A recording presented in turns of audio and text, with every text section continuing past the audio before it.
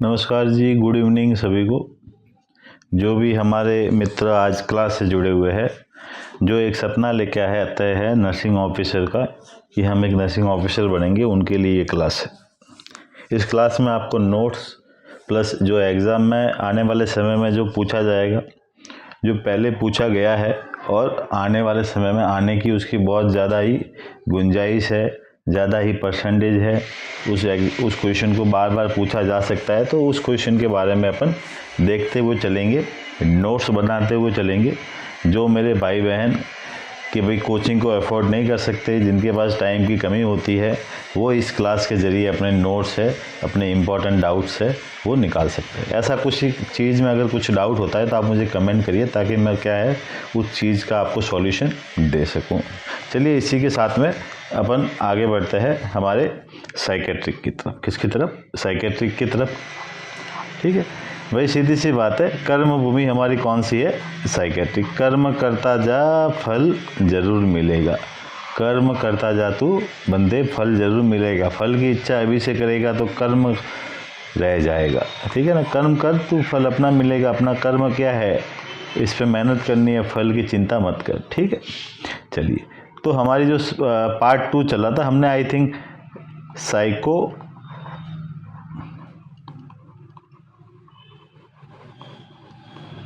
Analytic theory देख ली थी, जो कब दी थी? 1896 के अंदर। किसने दी थी ये? सिगमंड फ्रूड ने। किसने दिया था? सिगमंड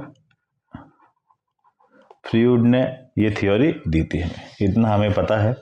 ठीक है, इसके आगे हम देखे थे कि भाई जो साइको एनालिटिक थ्योरी है, उसको बताने के लिए सिगमंड फ्रूड ने 3 टाइप से जो भी है थ्योरी को डिवाइड किया था, साइको एनालिटिक थ्योरी को, जिसके अंदर आ जाता है आपका topography of mind,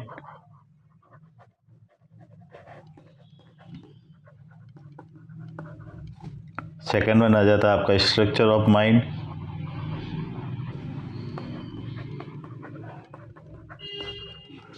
third one आ जाता है ईगो डिफेंस मैकेनिज्म।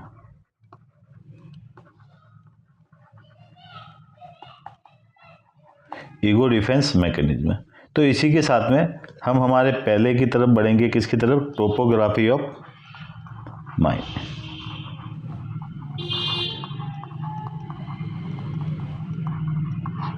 ठीक है, या फिर इसे दूसरा नाम हम क्या जानते हैं?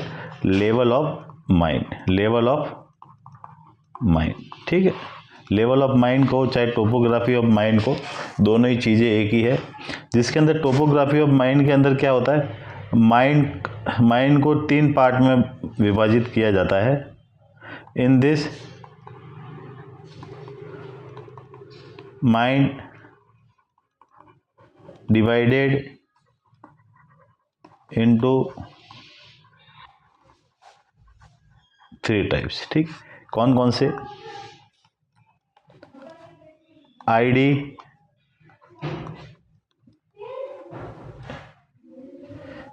सॉरी आईडी नहीं, आईडी हमारे उसमें आ जाएगा आपके स्ट्रक्चर ऑफ माइंड के अंदर। टोपोग्राफी ऑफ माइंड में आ जाएगा आपका, अगेन सॉरी है सभी को, consciousness,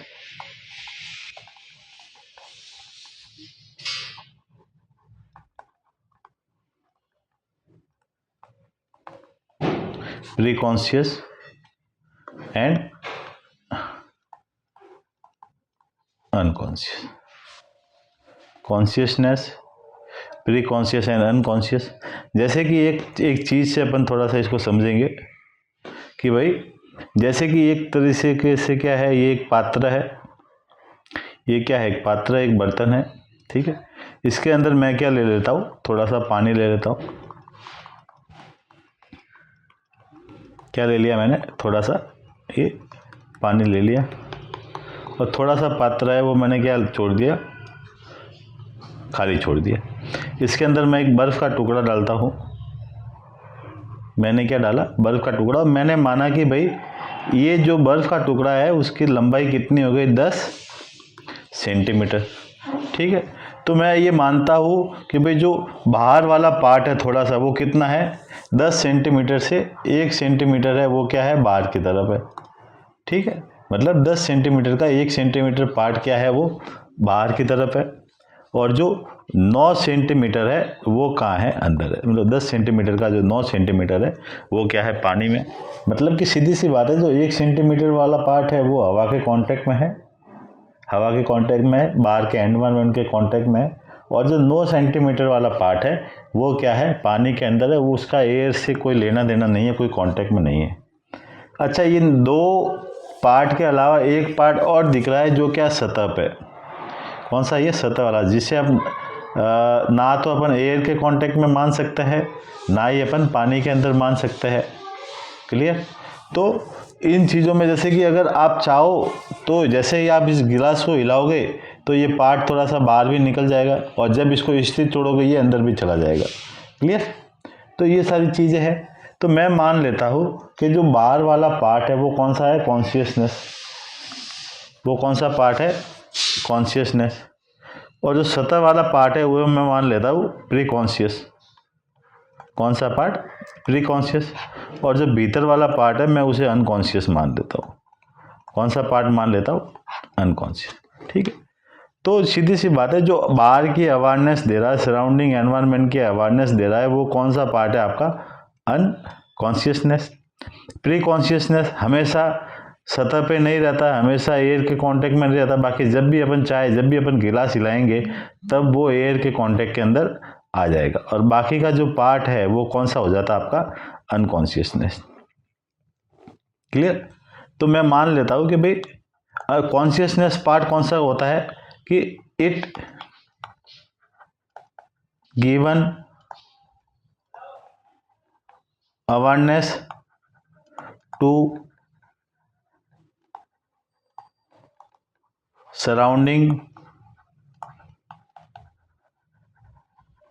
environment like time, place और पर्सन। कि जो आसपास के वातावरण की आपको अवेयरनेस दे रहा है, वो जैसे कि टाइम, प्लेस और पर्सन के प्रति व्यक्ति अवेयर है, तो वो कौन सा है, कॉन्शियसनेस वाला हो गया। प्री कॉन्शियस कौन सा हो गया आपका, कि भाई it situated between conscious and unconscious. Clear. And it not always present in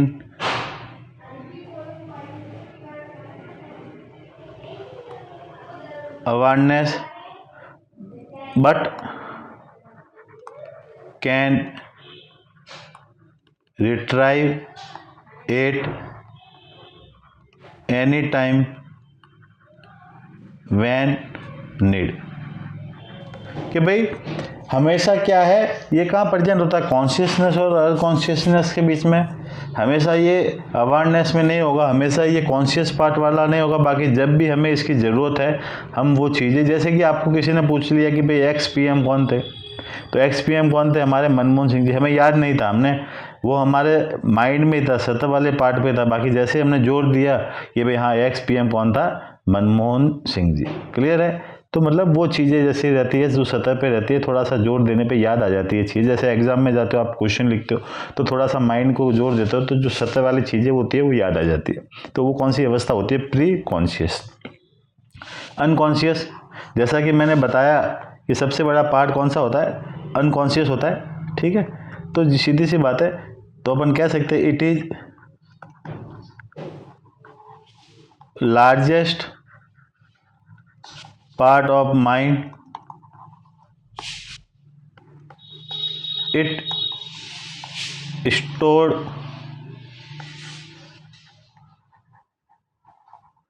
repress anxiety and also known as storehouse of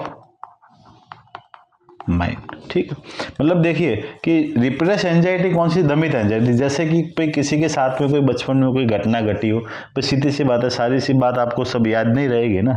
ठीक है, तो वो एंजाइटी क्या होता है, समय के साथ में वो अनकॉन्शियस माइंड में चली जाती है, आप भूल जाते हो।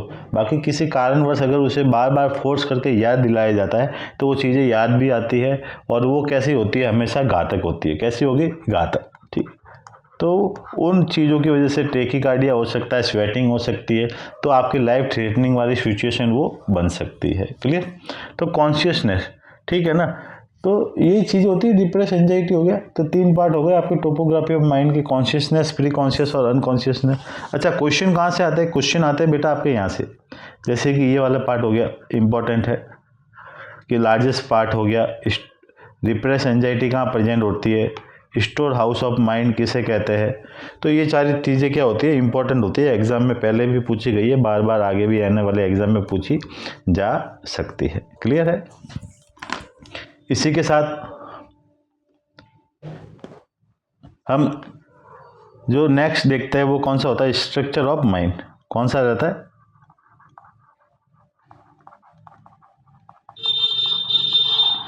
Structure of mind. तो स्ट्रक्चर ऑफ माइंड के अंदर 3 चीजें आ जाती है आपकी, आईडी,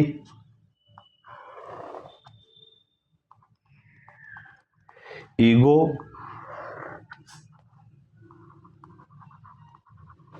और सुपर ईगो।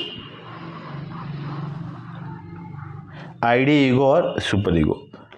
अच्छा, इसको पहले समझने से पहले अपन देख लेते भाई, आजकल लड़के वड़के जाते रहते शॉपिंग मॉल में, ठीक है ना भाई। जैसे कि ये शॉपिंग मॉल का क्या है भाई साहब, गेट है। क्या है, गेट। क्लियर। और ये अपने एक तो सलमान खान और एक शाहरुख खान, सलमान खान की स्टाइल बना देते इसको। दोनों ही क्या गए, मॉल में घूमने गए, और यहाँ पे एक लिफ्ट एलिवेटर लगा हुआ। क्या लगा हुआ है, लिफ्ट एलिवेटर। ठीक है, और 2 सुंदर सी कन्याएं, 2 क्या, एक कन्या थी जो इतनी बड़ी, इसकी छोटी थी। क्लियर।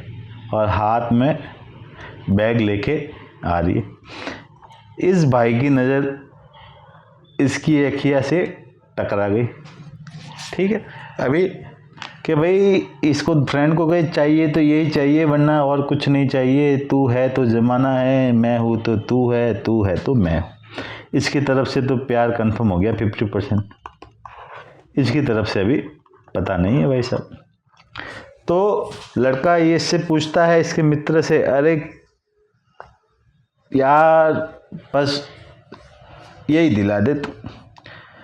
तो इसका फ्रेंड क्या कहता है कि 2 रास्ते बताता हूँ तुझे मैं, या तो इसके माता पिता के पास ले जा, या फिर तू भगा जा। या तो माता पिता के पास ले जा या तू भगा जा। ठीक है। दोस्त कहे कि क्या यार 2 रास्ते बता दिए, एक बता तू। कि मैंने तो 2 बता दिए, तेरी मर्जी, जो छूटना चुने। इसने तो 20 मजदार में बेचारे को छोड़ दिया। फिर चलते चलते एक तीसरा मित्र आया पीछे से, ओए लफंगो क्या कर रहे हो तुम यहाँ, इसने कहा। फिर ये कहता है, अरे यार इसने तो मेरे को आइडिया दिया, बाकी 20 मजार में छोड़ दिया कि माता पिता के ले जा या फिर भगा जा, मैं क्या करूँ। तो ये कहता है, अरे तू भगा के ले जा, माता पिता के ले जा, माता पिता की रजामंदी हुई, तेरे परिवार की रजामंदी हुई तो शादी हो जाएगी, कहाँ तकलीफ है। तो फिर ये क्या करता है, फाइनल डिसीजन कौन देता है, जो तीसरा वाला होता है वो, कि माता पिता के पास ले जा। क्लियर।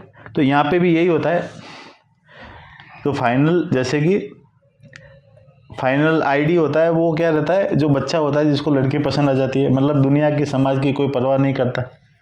ईगो क्या करेगा, उसे 2 रास्ते दे देगा, सुपर ईगो फाइनल सजेशन देता है। ठीक है ना। तो id it develop during intrauterine life और at birth. Clear. It is primary thinker,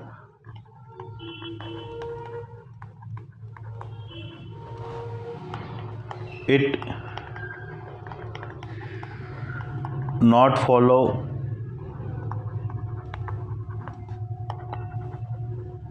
social norms,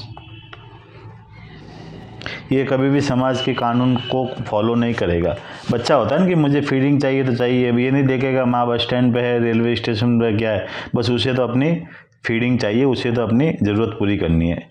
it work on pleasurable principle, clear. It gratify our physiological needs, ठीक है। It और ईगो में क्या आ जाएगा, it develop 4 to 6 month after birth, it is secondary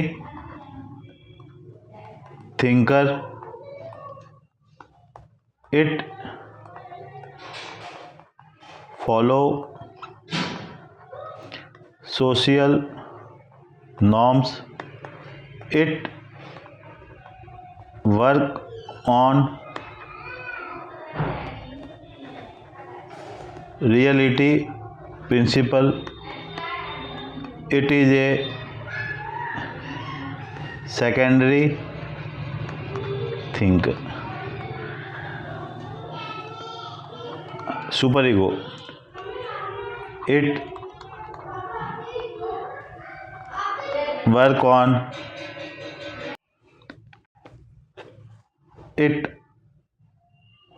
on moral principle, या फिर कह सकते हैं अपन आइडियलिज्म। बच्चा मोरल का मतलब होता है नैतिक, और आइडियलिज्म यानी कि सिद्धांतवादी हो गया एक तरीके से, ठीक है ना। तो मोरल प्रिंसिपल या आइडियलिज्म पे काम करेगा ये super ego. It given final suggestion of pathway, कौन सा फाइनल सजेशन, राइट पाथवे, कौन सा पाथवे दे देगा ये, राइट पाथवे, क्लियर। और ये कैसा है, इट गिव 2 पाथवे, कौन कौन से, राइट और रॉन्ग, 2 पाथवे देता है। फाइनल पाथवे आपको कौन देगा, फाइनल पाथवे आपको देगा सुपर ईगो, क्लियर है। तो इसमें से बच्चों जो क्वेश्चन बनता है वो कौन सा होता है कि भाई एक तो ये कि प्लेजरेबल प्रिंसिपल पे कौन काम करता है, सोसाइटी के नॉर्म्स को फॉलो कौन नहीं करता है, ये चीज़ हो गई। प्राइमरी थिंकर कौन सा होता है, क्लियर। और एक होती है कि भाई सेकेंडरी थिंकर क्या है। ये जो मैं आपको बता रहा हूँ ये एग्जाम में पहले पूछे गए बहुत बार, और आने वाले समय में भी इम्पोर्टेंट है, पूछे जा सकता है, इसलिए इन चीज़ों को क्या करना है, याद रखना अपन को।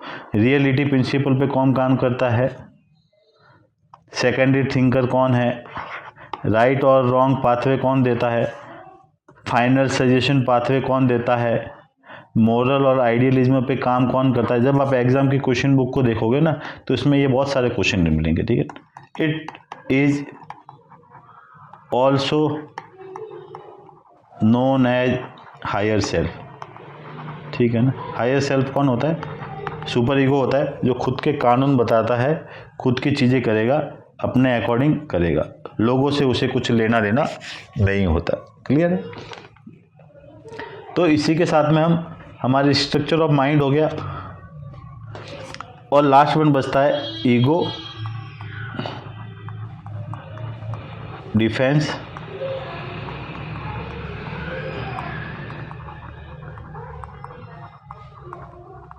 Mechanism. Very very very very very important, हमेशा क्वेश्चन पूछा जाता है, छप के आता है, ठीक है, नज़रअंदाज मत करना इसे, ठीक है।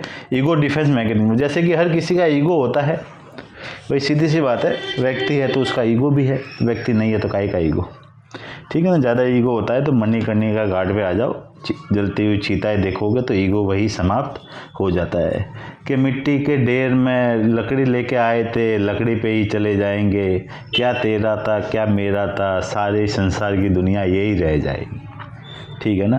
तो इसमें क्या होता है, व्यक्ति अपने ईगो को मेंटेन करने के लिए, डिफेंस करने के लिए मैकेनिज्म का यूज किया जाता है, जिसे ईगो डिफेंस मैकेनिज्म कहते हैं, ठीक है। तो कह सकते हैं कि भाई सीधी सी बात है, it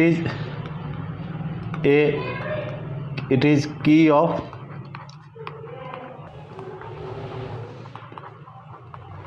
of adjustment, it relieve from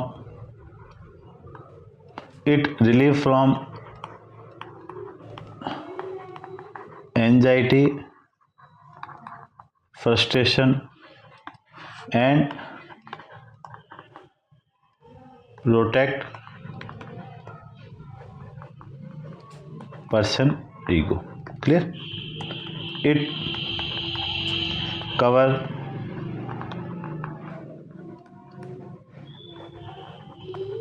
week behaviour. किसको कवर करता है ये? वीक बिहेवियर को कवर करता है।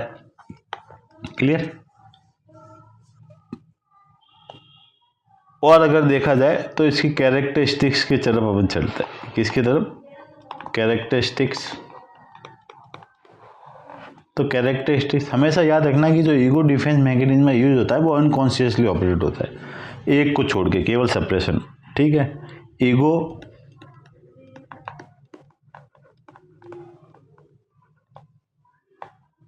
डिफेंस मैकेनिज्म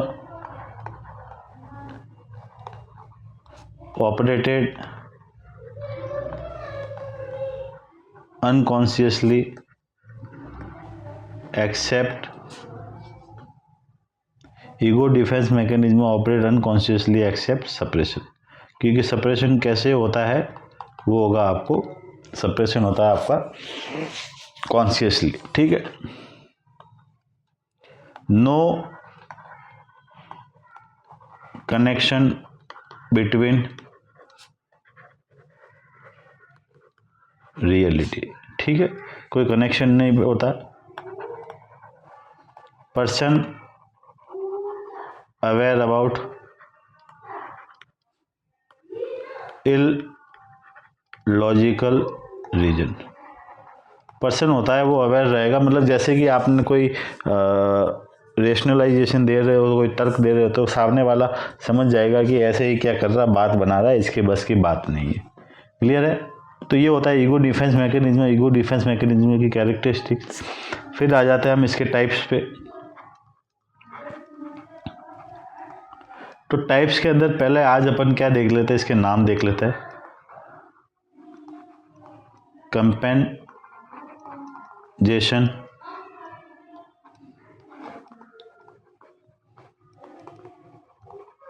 सब्लिमेशन,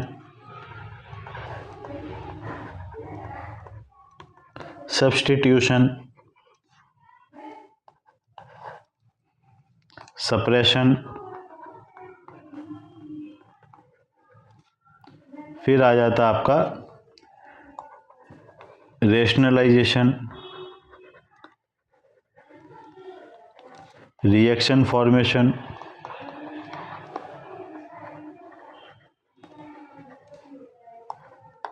सातवां आ जाता आपका रिग्रेशन,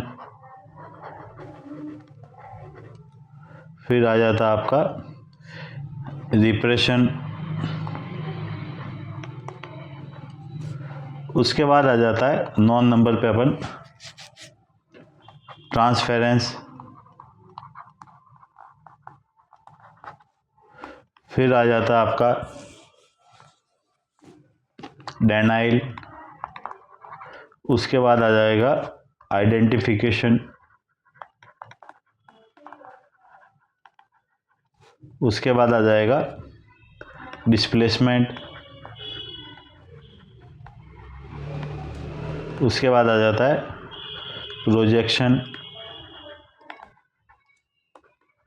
उसके बाद आ जाता है अनडूइंग, और आ जाता है आपका फैंटासी। उसके अलावा जाएगा विड्रॉल, विड्रॉल के बाद में यहाँ पे थोड़ा सा मैं ऊपर लिख देता हूँ, जगह की कमी है, आप भी एडजस्ट करिए, एडजस्ट ही जीवन का नाम है, ठीक है ना। और आ जाता है इंटेलेक्चुअलाइजेशन, इंटेलेक्चुअलाइजेशन, क्लियर। तो ये क्या हो जाते हैं हमारे ईगो डिफेंस मैकेनिज्म के टाइप्स। इसके बारे में बहुत बार पूछा जाता है, क्या होता है सब्लिमेशन, क्या होता है कंपेंसेशन, क्या होता है सब्स्टिट्यूशन।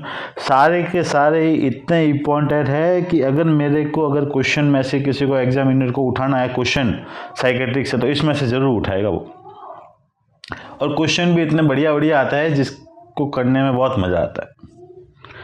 जब आपको चीज़ें पता होती है, उसके लॉजिक पता होते हैं, तो क्वेश्चन करने का मज़ा अलग ही होता है बच्चों, ठीक है। तो सीधी सी बात है, आपको ये क्या थोड़ा सा बड़ा टॉपिक हो जाएगा, 1.5-2 घंटे की क्लास हो जाएगी, ठीक है ना। तो इसे अपन अच्छे से पढ़ेंगे, एग्ज़ाम में इम्पोर्टेंट है, ठीक है। तो आने वाली क्लास में, नेक्स्ट क्लास में हम क्या देखेंगे, ईगो डिफेंस मैकेनिज्म, बहुत ही अच्छे तरीके से देखेंगे, एक एक उदाहरण के साथ में देखेंगे। मैं गारंटी लेता हूँ आपको समझ में कैसे नहीं आएगा, ज़रूर आएगा। आप कैसे भी क्वेश्चन आएंगे आप ये पढ़ने के बाद में, ईगो डिफेंस मैकेनिज्म पढ़ने के बाद में, फिर आप एक बार क्वेश्चन सॉल्व करिए, आपसे नहीं होता है तो मुझे कमेंट में भेजिए, और डेफिनेटली ये क्वेश्चन ज़रूर सॉल्व होंगे, क्लियर। तो आज की क्लास का हम विराम यही करते हैं, आने वाली नेक्स्ट क्लास में वापस मिलेंगे। भाई लाइक किया करिए, सब्सक्राइब किया करिए, ताकि क्या होता है कि आप जब वीडियो देखते हो ना, आप जब लाइक करते हो तो एक मोटिवेट बनता है, एक बच्चों को सिखाने की आस जगती है कि हाँ भाई चलो बच्चे पढ़ने वाले हैं, उनको मोटिवेट किया जाए, गाइड किया जाए, ताकि जैसे कि जो बच्चे नर्सिंग ऑफिसर के पद पे चल रहे हैं उनको एक सही गाइडेंस मिल जाए, सही नोट्स मिल जाए, यही हमारी एक कोशिश होती है। और आपका एक लाइक, आपका एक कमेंट, आपका एक सब्सक्राइब हमें एक नई आशा देता है, एक नया मोटिवेशन देता है कि और आगे हम बढ़ सके, और ज़रूरी भी है, ठीक है ना। जब आप मोटिवेट करते हो तो आपका एक जो सब्सक्राइब होता है, आपका एक लाइक होता है, मेरे लिए बहुत मायने रखता है, मेरे लिए बहुत मायने रखता है। आपको क्लास में कुछ समझ में नहीं आता है तो आप ज़रूर कमेंट करें, निष्पक्ष से कमेंट करें, मैं ज़रूर देखूंगा, ज़रूर उस पर काम करूंगा, ऐसा कुछ है तो, ठीक है। बाकी आपको प्रॉपर नोट्स मिलेंगे, ये भी बताया जाएगा साथ साथ में कौन कौन से एग्ज़ाम में पूछे जा चुके सवाल है, ठीक है। तो हम धीरे धीरे सारे सब्जेक्ट को क्या करेंगे, कवर करेंगे। आप सब्सक्राइब करें, लाइक करें, ताकि आप इस चैनल से जुड़े सके और लाइव जो भी आने वाली क्लास है वो आप तक पहुंची जा सके, ठीक है। सभी को धन्यवाद, जय श्री राम।